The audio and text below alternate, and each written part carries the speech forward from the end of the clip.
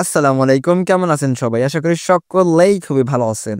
আজকের ভিডিওতে থাকছে আরির পথের ব্রিজ। আরো থাকছে এখানে একটি নতুন রেস্টুরেন্ট ওপেন হয়েছে, তাই নিয়ে থাকছে এই ভিডিও। আরো থাকছে একটু ঘোরাঘুরি, বন্ধুদের সাথে একটু গল্পগুজব।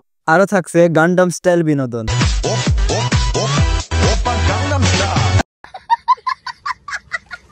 শুরুতেই বন্ধুরা আমার জন্য ওয়েট করছিল, তাদের সাথে হাত মিলিয়ে আমরা সবাই মিলে রওনা দিয়ে দিলাম আরির পথের উদ্দেশ্যে। আমাদের বাসা থেকে আরির পথের দূরত্ব প্রায় 1 কিলোমিটার। আমাদের বাসা থেকে আরির পথের দূরত্ব বেশি দূরে না হয় আমরা সবাই মিলে আস্তে আস্তে গল্প করতে করতে রওনা দিয়ে দিলাম। আমরা পৌঁছে গেলাম ভোরকলিয়া বাজার। এর পরবর্তীতেই আছে আরির পথ ব্রিজ। সবাই মিলে যাওয়ার পথে আমার বন্ধুর সাথে দেখার সাথেই তো সে একটু গান্ডাম স্টাইল পোজ দিয়ে শেষ করে দিল। আমরা আবারও রওনা দিয়ে দিলাম। রকেটের গতিতে পৌঁছে গেলাম আরির পথের সীমানা। মূলত এখান থেকে আরির পথ শুরু।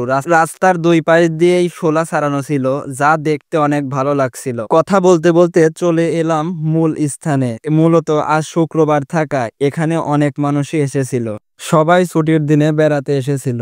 এখানে অনেক মানুষ থাকায় আমরা দেখি যানজটেই বেঁচে গেলাম। সবাই একটু যানজটের মধ্যে বসে থাকলাম, কি আর করার, এখানে অনেক মানুষ থাকায় যানজট বেঁচে গেছে। অবশেষে যানজট ছাড়লো, আমরা আবারও আস্তে আস্তে রওনা দিয়ে দিলাম। এই গাড়ি যায় আবার থামে, যায় আবার থামে, এইভাবেই যাচ্ছিল গাড়ি। এখানে আসতে না আসতে এরকম শুরু হয়ে গেল। জানি না সামনে আমাদের সাথে কি হতে চলেছে। এইটা হচ্ছে আরির পথের ব্রিজের পাশের রেস্টুরেন্ট এবং এর পাশের ব্রিজটার নামই হলো আরির পথের ব্রিজ। বিকেল টাইমে সবাই এই ব্রিজের উপর বসে গল্প করছিল, তার জন্য তো আমরাও সবাই মিলে একটু গল্পগুজব করে নিলাম।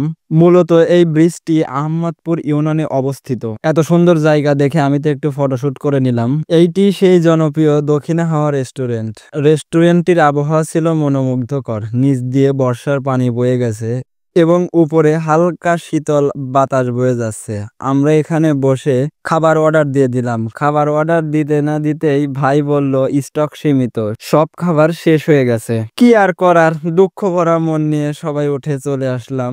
ভাবলাম এখানে হয়নি তাতে কি হয়েছে, আমরা ঝালমুড়ি খেয়ে নেই। তার জন্যই তো চলে গেলাম ঝালমুড়ির দোকানে। ঝালমুড়িওয়ালা মামাও আমাদের দুঃখের সংবাদ শুনিয়ে দিল। সেও বললো নাকি ঝালমুড়ির মশলা শেষ হয়ে গেছে। আজকের ভাগ্যটাই খারাপ। কি আর করার, এখানে তো কিছু খেতেই পারলাম না। তার জন্যই তো রওনা দিয়ে দিলাম ভোরকলিয়া বাজারের উদ্দেশ্যে, কারণ আমাদের তো কিছু খেতেই হবে। পৌঁছে গেলাম ভোরকলিয়া বাজার। ওইখানে কিছু খাবার জিনিস না পেয়ে এইখানে এসে আমাদের বিস্কুট খেতে হলো। খাওয়া শেষ করে সবাই মিলে রওনা দিয়ে দিলাম বাসার উদ্দেশ্যে। আজকের ভিডিও এই পর্যন্তই। দেখা হচ্ছে পরের ভিডিওতে। ততক্ষণ সবাই ভালো থাকবেন, সুস্থ থাকবেন। আল্লাহ হাফেজ।